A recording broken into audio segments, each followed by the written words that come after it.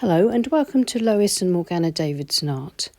Today's demo is from Morgana and she's painting this tranquil, low tide scene. Serene, calm and peaceful with a figure and a small dog. I hope you enjoy watching this. This is one from a year or so ago and another one of my favourites. It's fully narrated and you can find all the materials and equipment in the description below the video. Hello everybody and welcome to Lois and Morgana Davidson Art. It's Morgana here and today I'm going to demonstrate this lovely sea and sky for you in watercolour. Today I'll be painting on this block of Arsh brand watercolour paper. It's cold press 100% cotton, 7 by 10 inches or 18 by 26 centimetres. The colours I'm using today are all on screen at the moment, but I'll pop a full list of everything I'm using in the video description below for anybody who's interested. As you can see, I've got my little paint palette set up next to me, so I hope you guys enjoy seeing the paint mixing process as well as the painting process today. But as you can see, I'm starting just by simply putting a wash of clean water over the sky section of my painting, which I've just roughly sketched in pencil first, just really simply outlined the sweep of the coast and a little bit of headland. So I'm beginning today with some cerulean blue in my 1-inch flat brush. This is a Princeton Neptune Mottler flat brush. It's synthetic and it's really lovely to work with. It picks up lots and lots of paint and water, so you can work really well with it over larger areas. And you can see I'm using it to just put a sweep of pale cerulean across parts of the sky here. Now coming in with some lavender blue here as well, which is a really lovely sky colour. It's a slightly opaque colour as well, which just helps to add a bit of body into these washes, which when you're painting with such light colour can sometimes look a bit faded, a bit washed out and a bit weak. So the lavender blue really helps with that, I find. And now I'm just using a little bit of raw sienna, and this is just adding a sort of warm golden glow to the outline of the cloud that I'm going to pop across this sky here. And you can see I've switched to a rounder brush. This is a mop brush from Estoda Ultimo. It's a lovely synthetic mop brush. Again, holds lots of paint and lots of water and lets you really start working into that sky without having to constantly go back in and pick up more water. I'm also adding a little of this pink colour here. This is some cobalt violet. It's a really lovely colour, and you can see I'm using it quite sparingly, quite lightly, only taking up a tiny little bit on my brush at a time because it's also quite a powerful colour and I don't want it to overwhelm this painting.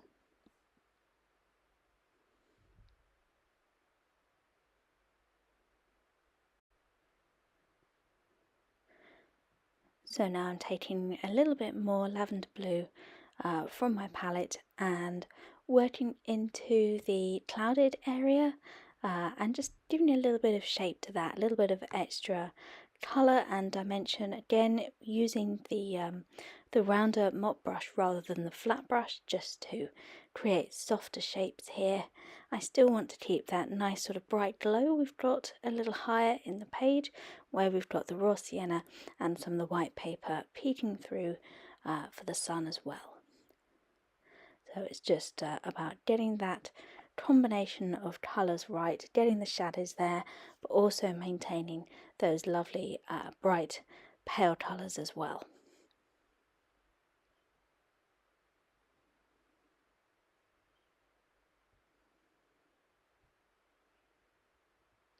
As you can see, I'm working wet in wet, and I'm also mixing plenty of water with my paints before popping them onto the paper as well.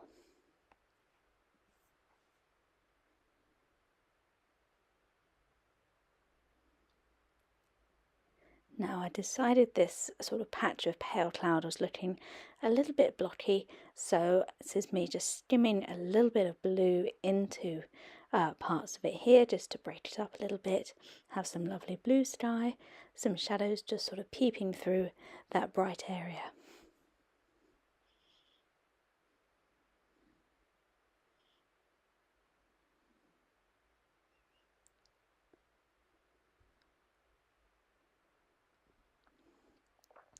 And at this point you can see that I'm using my soft brush almost like you would a sponge, and just dabbing in colour here.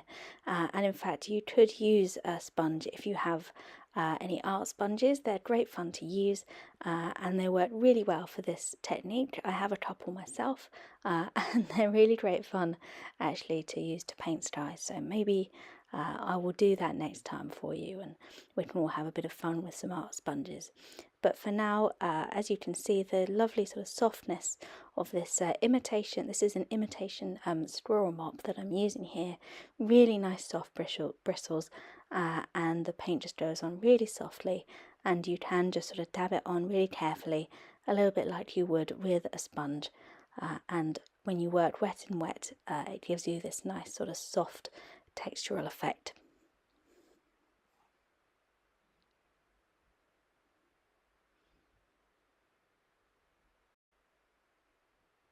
Now at this point I'm adding one more colour to my palette. I'm adding in a little bit of neutral tint, which is a lovely neutral dark colour, and this is just going to help emphasise the shadows underneath this little cloud bank here. So you can see I've mixed up the neutral tint with a bit more lavender on my palette, and I'm using a small brush to just trace in some little wispy shadows down here at the base of this cloud formation, just to get a few darts into this painting. And then just scratching in a couple of really quick wispy darker clouds as well.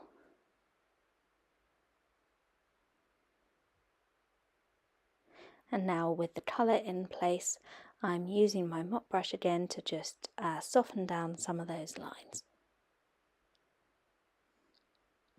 The neutral tint again is just such a lovely colour to use if you're painting skies, or if you're painting just landscapes in general actually, because it sort of does do what it says on the packet. It is a lovely neutral colour, and it can help if you think part of your painting is looking a bit too bright or a bit too gaudy, or if you just need a few darts in there, a few shadows underneath something, and you just mix it with whatever colour palette you are using. So in this case I'm using lots of blues, got this lovely lavender, so I mixed it with a bit of the lavender and it's given me this lovely natural looking shadows.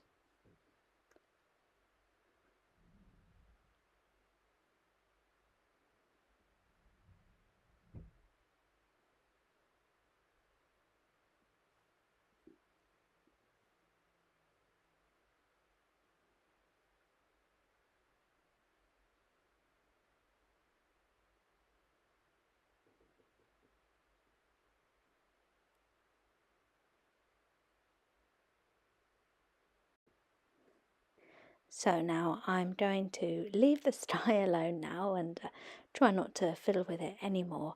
I'm going to let that dry, and I'm going to put in the rest of the colour.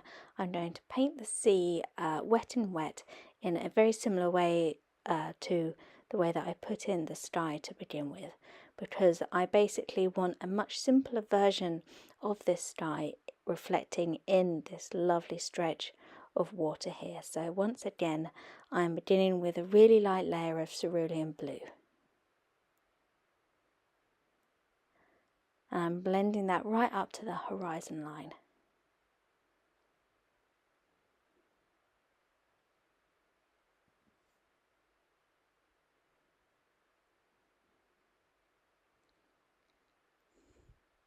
And now I'm adding in another little bit of lavender for deeper colour further down the page, closer to where the viewer will be, and the colour will naturally look richer. And I'm just blending those two again using my little 1-inch flat brush, just to get some really nice blending and really nice sort of soft diffusion down here. You can see I picked up a tiny little bit of neutral tint as well, just to mix with the colours on my palette and just add that extra shading right down on that bottom left corner. And now you can see I'm adding in the shoreline. This is just a lovely sort of neutral tinted colour. You can see there on the palette I just mixed up some of my neutral tint with a little water and the remains of my cobalt violet, and it's created just this lovely sort of neutral toned darker dusty colour that I'm just now using the flat brush again to dab in around the faint pencil outline that I still have, that just denotes sea and shore, and just getting that colour in whilst the sea is still wet, so we get this lovely soft transition around this line. As you can see, I'm using the sort of flat edge of this brush because I don't want it all to be too sort of smooth. I want a little bit of rougher texture here to show sort of the texture of the beach. And now I'm just going to come in with a smaller brush, mixing up some more of that shade. Ran out of cobalt violet, being a little bit too careful with it. So now I just mixed up a little bit more of that shade with plenty of water, and my small brush, you can see here, just coming in and trying to just match up that horizon line and just get those little extra details in those places that the wider brush has trouble reaching.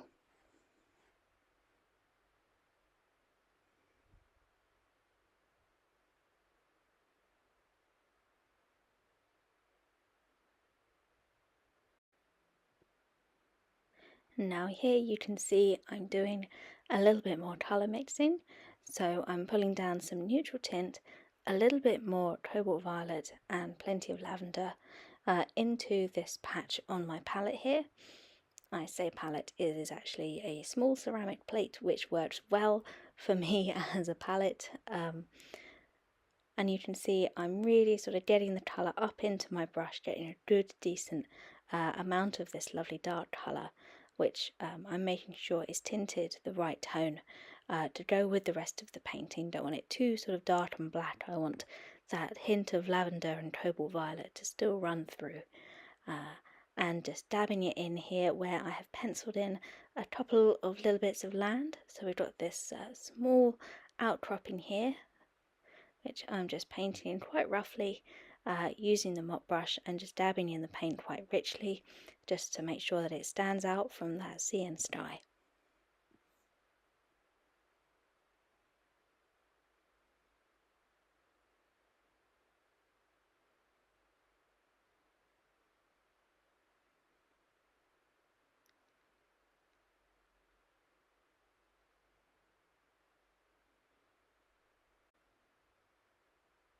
And now, because I put that in with quite rich dark paint, I'm able to pull a little bit of texture out by scrunching up a little piece of tissue. You can see there I've balled it up really quite tightly so you get a little bit of texture, and I'm just dabbing it in and rotating around so I've got a clean part of the tissue hitting the paint at any given time, so it doesn't sort of smear or smudge or make marks.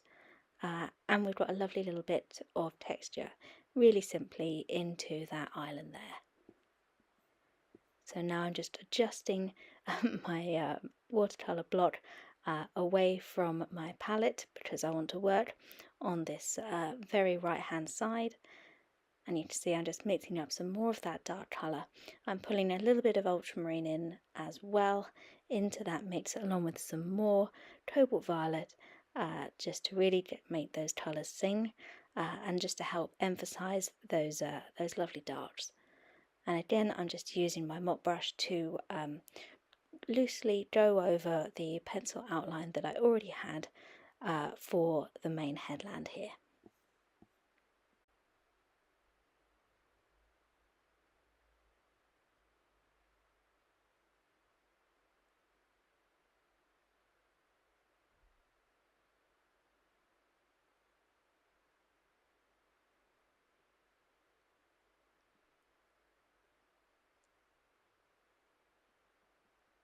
Now you'll see here that I'm putting in a touch of raw sienna as well. My apologies, you can't see that on my palette because I've had to sort of shuffle everything over to make sure that I wasn't getting my arm in the paint into my paint palette as I was painting.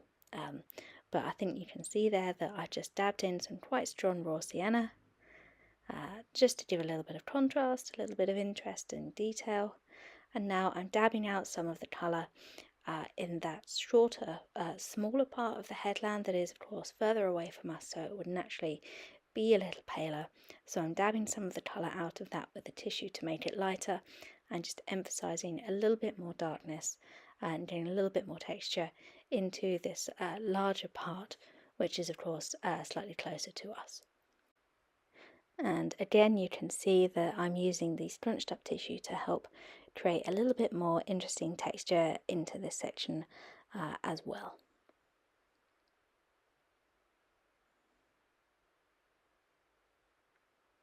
And at this point, it's just quite fun to sort of experiment a little bit just with your colours and shapes to see what you can create. Some people I know favour scratching rocks in with the sort of tip of a card, which would be a great little thing to do here. It's really up to you, it's whatever your heart desires, but you can see now that I've left everything to dry. Everything here, the sky, the sea and the land, is all completely dry, ready for the next step, which is this simple little trick to pull out some lines of white water on this incoming tide here. And you can see all I'm doing is I'm using a small flat brush and some tissue. This is a clean brush, and I'm going back and dipping it in clean water every time. And I'm actually managing to pull up some small lines in this paint and then dab out the wetness with a tissue and reveal this clean white paper underneath.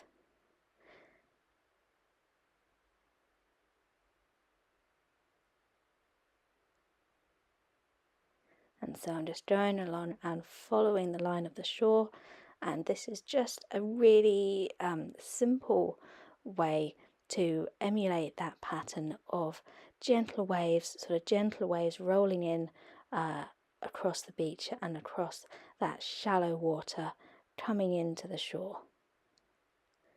You do want to make sure that whilst they are quite sort of regimented, they are not completely straight and symmetrical and sort of joined up. You can see that I'm leaving some gaps between lines. I'm varying the distance between the lines that I'm putting in, and this is just to imitate that sort of natural spill and flow and ebb of the waves as they sort of roll into shore.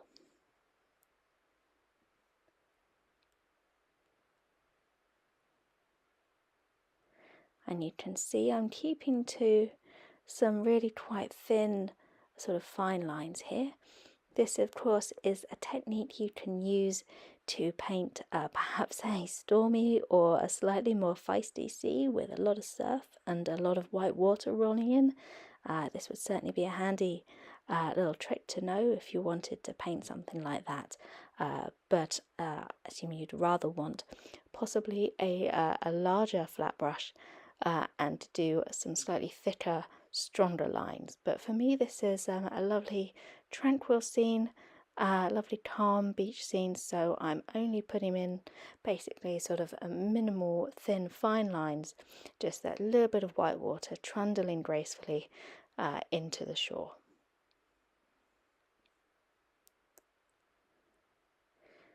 And there we are, so I'm all done with that stage. Again, it's all fully dry, and now all that remains is the final few details. So I'm going to add a figure standing here on the beach, staring out to sea, watching those lovely little waves come in. And I'm doing this with a really fine brush. This is a size 4/0, very small miniature brush, but of course you can use anything you like, anything that comes to a fine enough point to get the figure the size that you want. And I'm using it again to just whittle in a sort of shadow or reflection underneath the figure there, and then dab out some colour so it's not as strong as the figure. You want your figure to be darker than their reflection on the sand. And now, of course, we can't forget a small companion, so I'm going to paint in a little dog here as well.